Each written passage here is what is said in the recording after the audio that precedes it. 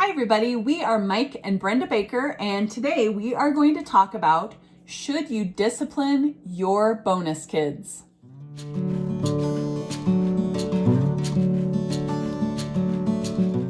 Okay, when we talk about bonus kids, we're not talking about the neighbor kids. Exactly. Okay, we're talking about your stepkids. Should you discipline your stepkids? The obvious answer is yes, you should discipline your stepkids. Look, they're living in your house. Well, Mike, what about I don't care about the ex. That ex's rules stop at your door unless you let them through the door or your spouse lets them through the door, which I would strongly caution you against doing. You can respectfully honor a punishment from the other house. Say they didn't do their homework and therefore they're not, there's no dinner or whatever it is, so long as it's within reason, but that discipline stops that night. Okay, so, and that's only if you decide to extend it. Whereas in most cases, whatever happened over there, and you can go back, there's many of our videos, I'm not even going to try and list them here, that you can go back, that stuff stops in your house. What you do in your house is up to you. Now, are we talking about spanking stepkids? That's a slippery slope, all right? Now, I personally am not against spanking, but I'm not going to tell you that you should or shouldn't spank your stepkids because every household is different. If you can do that, if there's an agreement, then, I mean, that's between you guys. But discipline is still discipline, and it's necessary. It's necessary. Let me say that again. It's necessary. It teaches kids what you expect. It teaches them what the standard is. It teaches them how to treat others. It teaches them how to treat you. Do I really need to keep going? Okay. Should you discipline your stepkids? Yes. Should you discipline them any differently than your kids? No. You need to figure out a base. Because the second you start doing different discipline amongst kids, you're going to run into problems. Although Brenda may have a different opinion on that. I kind of do. Yeah. And I agree with you in some ways, but if you have a high conflict ex, I would be extremely careful with spanking. Reason being is you're going to wind yourself up in court, or you're going to end up with CPS on your door, on your doorstep. So those are really, really difficult things. If you're able to co-parent with your ex in a positive way and you're all on the same page, that would be about the only time I would suggest it personally. Which is what I said. Every household is it's your own set of circumstances. Exactly. It's where you have to dictate it. So we don't really want to go too much into discipline itself as far as what to do and when to do it. But discipline, your kid's teacher disciplines them in ways, okay?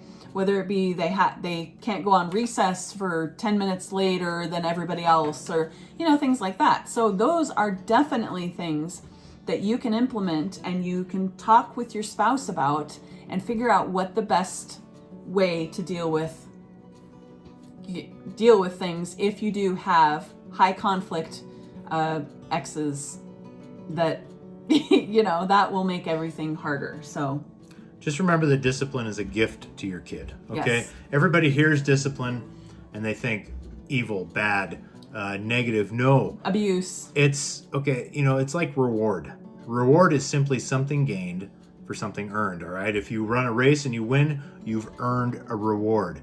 If you don't do something the way you were told to do it, you get a reward. You've earned a reward. It's not a positive reward, but it's still a reward in and of itself.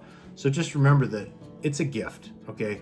You're trying to help your child step to the standard, all right? The standard that you've set within your house, which brings us into number 2, defining discipline in the blended family. Now, in the standard family, nobody's looking over your shoulder. Mm-hmm. Discipline in the blended family, and I absolutely agree with Brenda, is very particular to that household. It doesn't look like it does in a regular household with nobody looking over your shoulder, because you could have child protective services in your house, you could have your ex banging on the door, you could have your ex-in-laws banging on the door, you can have your ex's boyfriend or girlfriend banging on the door. I mean, there are so many outside influences when it comes to it that discipline really, really has to be thought through in the blended family. You've got to be very wise, very smart all right, about how you do this. Does the discipline need to happen? Yeah, we just covered that. It does need to happen. But let me tell you something.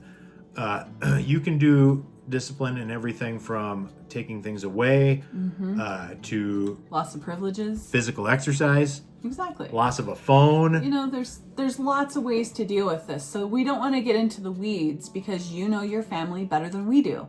Our whole point is children need discipline. They need reward. Good and sometimes bad if they choose, you know? Yes. It's very important, and really that's one of the key reasons that kids end up enabled and having that idea that everything should be handed to them is because they've never had to work for anything and they've never had any harsh consequences for choices that they've made. When I was a kid, I had just gotten my driver's license and I was staring at some cute boys and I ended up rear-ending somebody and just happened to be my cousin, which was really awkward. And my parents were pretty, I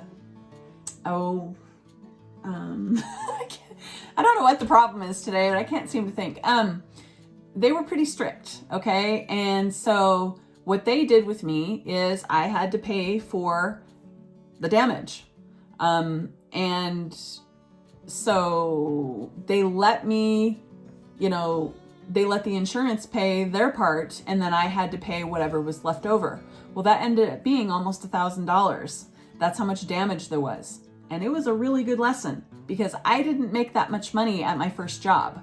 I mean, at that time, I think minimum wage was like $5.20 an hour or something. So it took me a lot, and I took extra jobs. I did a lot of extra things to be able to pay for that because my parents expected it.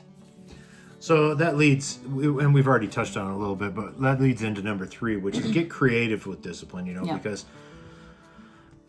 let me just take a second and remind you there's a difference between consequence and discipline. Yeah. Okay.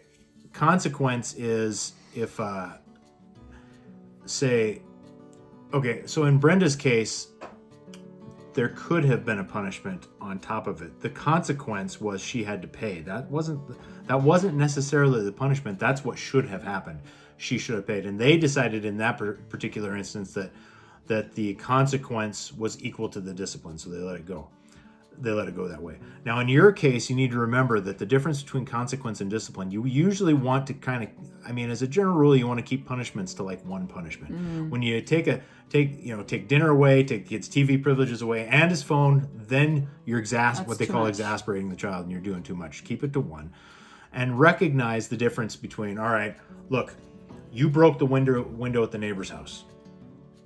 Your consequence is that you're going to have to pay for that window. Mm-hmm. That's a natural standard, up to the standard consequence.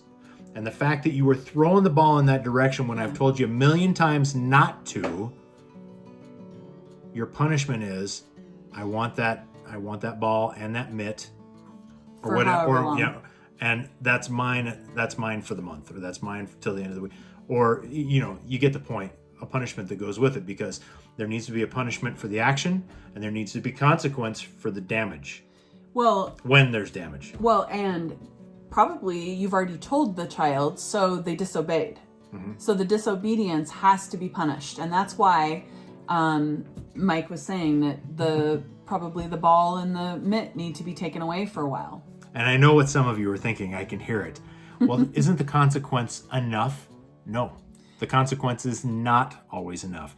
The consequence dictates the standard, but let me remind you that whether a regular household or a blended household, the punishment has to exceed the effort it would have taken to do it right the first time. Mm-hmm. Okay?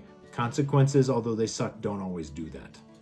Right. And if you are parenting or step-parenting a strong-willed child, you absolutely have to make sure that you've got this down. You're already on the same page with your spouse, because they will monopolize on these sorts of things very, very easily.